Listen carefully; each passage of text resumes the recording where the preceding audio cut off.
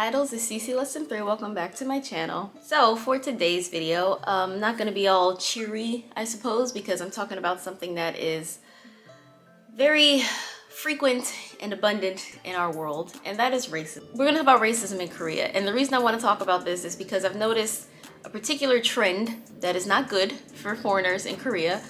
And so far I've done like 2 videos about this. It was like one of my first uploads in 2018. I did a Black in Korea video. You guys can check that out if you haven't already. I did a video in 2019. It was like March or April of 2019, and that was called Racism in Korea. But since that video, it's 2022, and there are 2 incidents that happened to me in particular that I wanted to talk to you guys about. And also, I've been seeing some videos on Instagram and TikTok that made me want to talk about this because it's been happening to other people in Korea as well. First, I'm gonna just briefly go over this, then we're gonna get into the story about what made me want to do this video. So, take you back to like 4 days ago or so, I was on Instagram. You guys, by the way, follow me on Instagram. I post very frequently on my story about what I'm doing, where I'm going. And since I'll be in Korea in 20 days now, then you guys can kind of see life in Korea, I guess. Also, I'm pretty active in my DMs responding to people, you know, who aren't assholes. So yeah, I typically do respond to people in my DMs on Instagram, so follow me there. Anyway, this girl I follow on Instagram, forgive me, I put her name here, like Renderella06 or something, and she posted on her story about a racist club in Jeju. And I was like, oh no, not Jeju, like I'm about to be there in a month, what happened? So basically, this screenshot was from a new club that just opened up in Jeju, literally like April 16th or something, like it's brand new, which the whole idea of clubs in Jeju is already very foreign to me because when I lived there was like 2. I asked her like what happened because it was just like a message and a reply. So it was someone who said, 오늘 외국인 안 돼요, like today no foreigners. And the person who I'm assuming is like a representative of the club or works at the club or promotion or whatever, they responded, 흑인은 안 돼요, which means black people no. It's like general, 안 돼요 is like general negation, like black people no, no way, not possible sort of meaning. And based on what that Instagram, like that club, their response on their story was like, if you weren't allowed into our club, it's not because of skin color. If you weren't allowed into our club, check your outfit. We don't allow shorts, flip-flops, or tracksuits or whatever. But again, they didn't say anything about like your appearance or your outfit. They said straight up no black people. Someone just said today no foreigners, and then someone replied no black people, like very specifically. So I don't know how they were trying to make that argument. So I made a reel, a TikTok, and a short because I wanted to get this out there.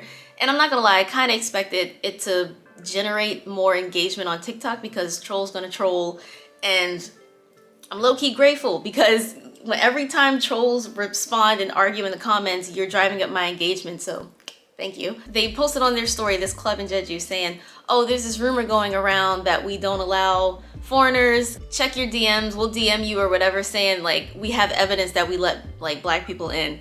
And it was supposed to be like CCTV footage of foreigners and black people getting in. Honestly, the first few that they showed, I didn't see any black people, but there was a screenshot I saw of a black man going in or at the counter. I don't know if he got in or not. I hate to say it, but it's kind of always already been like an unspoken rule sort of thing. Like for example, in Gangnam, if you're a foreigner, you go to Gangnam, that's where you can expect that behavior. Like I was warned about that even before I got to Korea in 2017. I knew that, okay, I'm a foreigner. If I go to Gangnam, there's a good chance I might not be allowed in these clubs because I'm a foreigner. We already knew that. There's been so many videos about that. Like Gangnam is that place that you gotta be a little careful about it. You gotta look really good, bring a lot of extra money just in case they wanna make you charge you more to get in. But to see this happening in more places and quite randomly, like Jeju, for example, the reason I wanted to talk about this now is, like I said, all this stuff has just been kind of coming up online, but also with their new president set to take hold later this month, I'm not very optimistic because he's already been accused of being like, he's not a good guy. So these 5 years are gonna be rough. So I'm not very optimistic.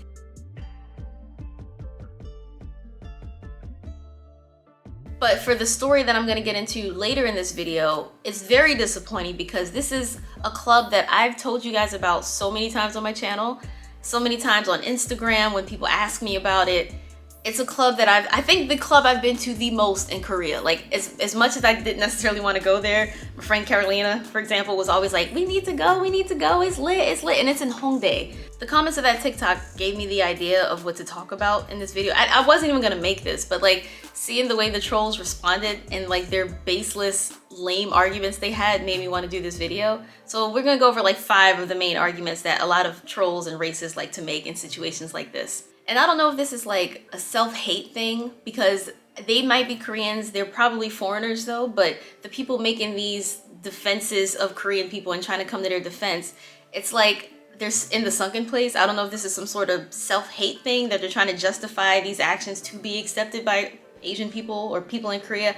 I don't know what it is, but these are like the 5 main points they tried to make. And yeah, I wrote these down because it was a lot, y'all. So the first one, someone said that that's just their culture, you should accept that.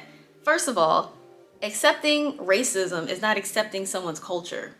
Like, y'all sound really weird trying to make that argument. Second, not wanting to be discriminated against is not wanting to be accepted so badly by these people of these countries when we travel. That's what legit trolls were trying to say. Like, oh, you just want to be accepted by these people so bad. I'm like, no, I just don't want to experience discrimination. Call me crazy. Third, there were people like, yo, it's not that deep, just go to another club, just go to somewhere where they accept you. But again, like we're gonna talk about later in this story, it's happening in more and more places, including places that were formerly openly and very accepting of us. So then what? Like, just keep going until there's nowhere to go? And then fourth, this is like the classic, well, if you don't like it, then leave. I'm American, okay? I grew up in a very racist country. Racism is institutionalized, denied, and just not talked about on people who are uncomfortable with change. So even in my home country where I've been like the majority of my life, you hear people say, well, if you don't like it, then leave. Leave where? Go where? Apply for citizenship where? Like, you can't go anywhere without experiencing this. So if you, everywhere you go, you say, if you don't like it, then leave, then leave, then leave, then leave. Then where are you supposed to go if it happens everywhere? People in America, well, if black people don't like it here, then leave, go back to Africa. You hear people in Korea, well, if you don't like it here, go back to America. And the fifth go-to is, oh, but racism is everywhere, so why are you just talking about it here? Look, 9 times out of 10, when I see these comments, it's usually in the comment section of a video titled, like specifically where I'm talking about. So why would you click the video knowing what it's gonna be about just to complain about it? Oh, well, that's everywhere, so why don't you talk about something else? Racism is everywhere, I'm aware of that, but that doesn't mean it should be accepted, tolerated, and I'm not gonna let it keep me from traveling and doing what I wanna do and living my life. I'm gonna call it out when I see it every single time. Oh, and a bonus one, a 6th one, you love to see it. There's always the whataboutism, right? Whenever you're making a point about something, like a current specific topic, when they have nothing better to say, they're like, okay, well, what about this? And they want to talk about something else. So for example, in the comment section of that TikTok video, it was a video about Koreans discriminating against black people. And yeah, it's just a club, but it's still discrimination. Then that troll said, oh, well, how do you feel about in America? And I'm like, oh, it's just blacks now? Like, what are you talking about? Unfortunately, I'm well aware of this and I've talked about this before too and spoken out against it. But since COVID, hate against Asian people have gone up because of COVID. Dumb people want to be like, oh, you're Asian, so you got COVID, this is your fault, da da da. And it's definitely not just black people, it's white people a lot of the time. Yet somehow white people are always accepted. It's always the norm, they're always the standard, and they're cool, like it's fine. Was their argument that, oh, because a few black people are doing this, then all of y'all should be punished too? Like, what is your argument? One of the most frustrating things about being abroad as a foreigner and a person of color is based on how we're portrayed in the media, that's how everyone sees you. You know what I mean? Like, you have to be like an ambassador of sorts, and that can be fun because you can change people's minds and change people's experiences, and they can say, oh, I interacted with this person before and they're not all like this. That can be fun sometimes, but it's also very unfair to the standard that we're held to. No matter what white people do, for example, they seem to be accepted like worldwide. In the States, for example, statistically they commit more crime, all these horrible facts, but no matter what they do, like, black people are targeted more, black people are discriminated against more and marginalized and seen as more dangerous and just inherently bad. Obviously, black people targeting Asian people is bad, But that does not mean that what they're doing to us in Korea is not also bad. Like, what is your point? When we're talking about something specific, people love to go, okay, well, what about this? It's like conservatives in America, they like to say racism isn't real because Obama was president and Oprah was a millionaire. People love to do whataboutism and cite specific examples to like negate what we're talking about currently, like what I'm saying currently isn't also valid, if that makes sense. Okay, bonus, 7th point, I'm sorry. One of my favorite things that people like to say whenever people complain about or speak out against a negative racial experience they had, they like to say, oh, well, why would you go to a racist country if you don't expect to experience racism? What country isn't racist? A lot of us, the majority of my viewers are American. We know racism. People are like, well, why would you go to a racist country? Joke's on you. You went to Korea and didn't expect this. I'm from a racist country. That does not, what is your point?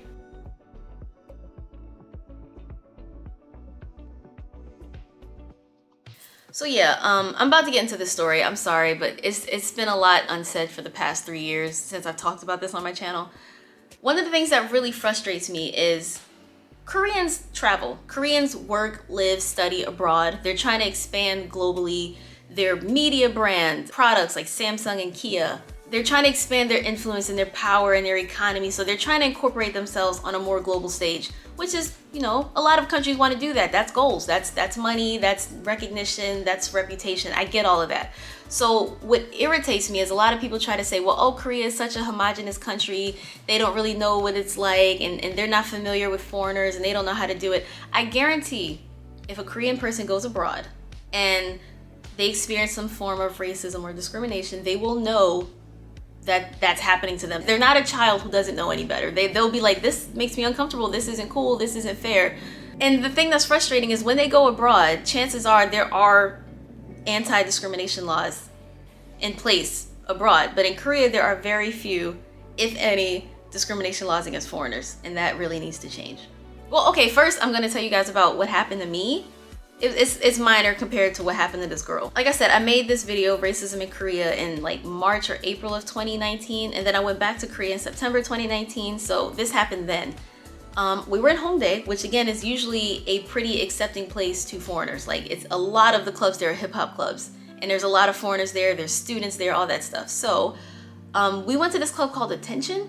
And I've been there before, it was okay. We went there again on this one night because my friend wanted to go and I was like, fine. And we're in line, it's like a pretty long line, which already, ill. We see, you know, Koreans going in front of us. Girls were paying like 5,000 won, guys were paying like 10,000 won. And then it got to us and they asked us to pay 10,000 won. And we're like, wait, but we're girls, like what's happening?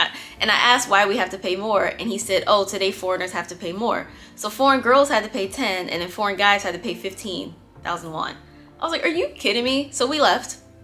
And then on this same trip in 2019, we were in Itaewon. A former friend was looking for like a scarf or a phone case or something, I forgot, but we were in Itaewon. So she wanted to go back to this club to see if it was in like the lost and found or it was reported or something. And we get there, it was called Moonlight or Moonbeam or Moon Night, something like that. I don't remember the name of it, but it was above Thursday Party. You had to take like an elevator up. It was pretty high up. We get there, everybody is getting in for free. Then it gets to us and they say, oh, foreigners have to pay 10,000 won. I was living in Korea for 2 full years and I never experienced any sort of difference being a foreigner. Never been told you can't come in because you're a foreigner. Never been told you have to pay more because you're a foreigner. Then twice in the span of like 2 months, it happened. And now we get into this story about what happened to this club I used to always go to in Hongdae. It is called Sabotage, and I'm not making this video to defame them. I gotta say that because they love to sue people and all that stuff in Korea. But I'm literally just accounting a story that happened. So this girl asked to not be named or mentioned because she's still currently living in Korea. And again, Korea likes to sue people. So I'm not gonna mention her name. She'll probably talk about this more when she's back home out of Korea. So y'all can look forward to that. Anywho, after I had like posted my TikTok reel and short about the jeju incident, people were in my DMs like, ISIS is happening again. And I was like, what? So a few people sent me a screenshot of this girl's story. And I asked her more specifically like what happened. So this is the screenshot. And I'm gonna block out her name and stuff. I don't want to allude to her at all because I'm not trying to get her in trouble. I just want to be clear, y'all. Sabotage is very much a hip hop and R&B club. I've been there countless times. Nipsey Hussle, FDT, posters everywhere. They had, when XXXTentacion died, they had him on all the monitors, RIP to him. They're always playing Kendrick, Jay-Z, Drake, Post Malone.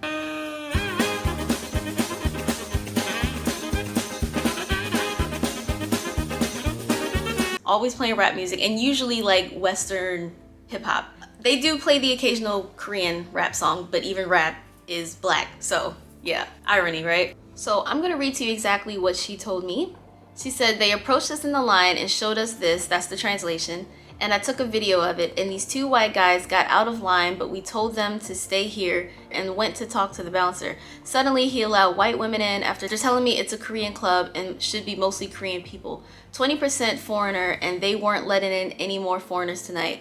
But as I was standing there, he let two white women in who were standing in line behind us who weren't in the line earlier, which pissed us off more. But I didn't get like explosive angry. I told him, you're wrong. He told us to go to Itaewon. There's foreigners there, and I think that's what really did it for me. After spending years coming here and hundreds of dollars for them to treat me like this. I mean, eventually he listened to me talk because I was the calm one, but I was like, no, it's still wrong. Like eventually he let her in. But I was like, no, it's still wrong, and the bridge was burned, but like we didn't have to be disrespectful to each other about it, and he agreed his reaction was wrong. He shouldn't have yelled at us. He did let me go to the bathroom, and then we left and we'll never go back.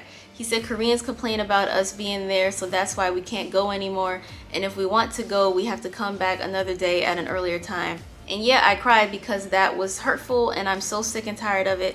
It happened last weekend too, and I'm just tired of being treated like a second-class citizen here after living here for so long. And here's my thing. I can honestly try to play devil's advocate in understanding some institutions in Korea not wanting to let foreigners, period, like all foreigners, like broadly. I've seen that a few times where like there's clubs in like Hongdae and they cite like language barrier issues, cultural issues. I totally understand that. And unfortunately, army men and military men have a really bad reputation in like Japan and Korea, for example. So unfortunately, I can kind of understand that. But what's racist is when you want to let some foreigners in some nights, or when you want to cap it. Like you want to let like 2% of the people coming in can be foreigners. You can let 20 foreigners in, but no more than that. You can let them in, but they have to pay more. They have to buy bottle service and tables. They have to look really good. If you just want to have a flat out ban thing, you can cite a legit reason for that. I can kind of understand that. I wanted to talk about this because there's a lot of change that's going to be happening with their new president.